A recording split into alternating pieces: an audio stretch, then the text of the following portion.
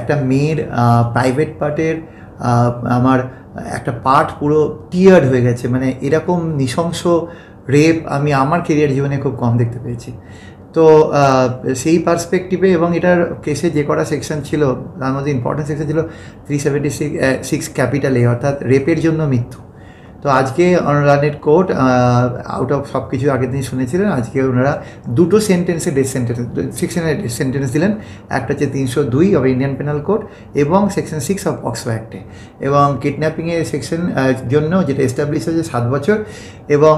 Victim compensation scheme অনুযায়ী বেটির বাড়ির লোককে 10 লক্ষ টাকা কম্পেনসেশন দেওয়ার প্রস্তাব রাখলেন। এবং যেহেতু আপনারা জানেন ডেথ সেন্টেন্স কনফার্ম হওয়ার জন্য হাইকোর্টে যেতে হয়, সেহেতু কনফার্মেশন না হওয়া পর্যন্ত হাইকোর্ট থেকে ডেথ সেন্টেন্স এক্সিকিউট হয় না, এবং এনাদের আপিলেরও প্রভিশন থাকবে, they have the right to appeal. এই সমস্ত কিছুর পরে আমরা দেখবো যাতে এই প্রসেসটা খুব তাড়াতাড়ি হয়। এবং এই ঘটনাটা শুধু শিলিগুড়ি না, পশ্চিমবাংলা না, সারা ভারতবর্ষে একটা,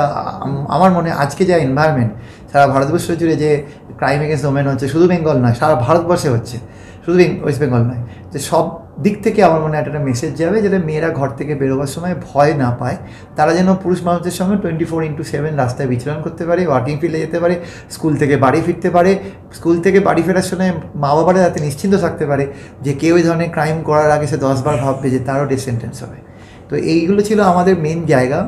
আমি শিলিগুড়ি কমিশনের অসাধারণ ইনভেস্টিগেশন, তারপরে প্রচুর সহযোগিতা পেয়েছি, কারণ একটা বড় ট্রায়াল করতে গেলে তার মনিটরিং বলে অপশান থাকে, জিনিস থাকে, যেটা ঠিকমতো মনিটরিং। আরজি করের এনভায়রনমেন্টে এই কেসটা আমাদের খুব ইম্পর্টেন্ট এই জন্য ছিল যে এটাও সিমিলারলি সার্কামস্ট্যান্সিয়াল এভিডেন্সের উপর বেস করে মামলাটা। তো এখানেও আমাদের আইটনেস ছিল না, এবং বেঙ্গল পুলিশও যে পারে এবং তারা যে এত সুন্দর ইনভেস্টিগেশন করেছে, সব রকম এভিডেন্সকে সামনে নিয়ে এসছে, ডিজিটাল এভিডেন্স, ডিএনএ এভিডেন্স, যেটা সিপি সাহেব বললেন যে সাইকেল রাইটিং প্যাটার্ন এবং ক্র্যানোফেসিয়াল এক্সপ্রেশন, এরকম অনেক টেকনিক্যাল জিনিসপত্র আছে। 22 জন সাক্ষীকে আমি এক্সামিন করেছিলাম প্রসিকিউশনের তরফে, এবং মামলাটা আমাদের শুরু হয় জানুয়ারিতে, এবং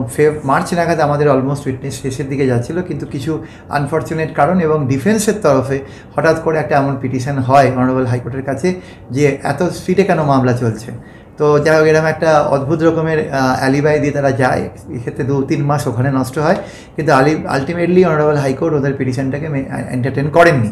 আলটিমেটলি আগের দিন আপনারা জানেন যে কোর্টে সেন্টেন্স পয়েন্টে হিয়ারিং হয়েছিল, আমি কোর্টের কাছে বেশ কিছু জাজমেন্ট দিয়ে প্রেস করে বলেছিলাম যে এটা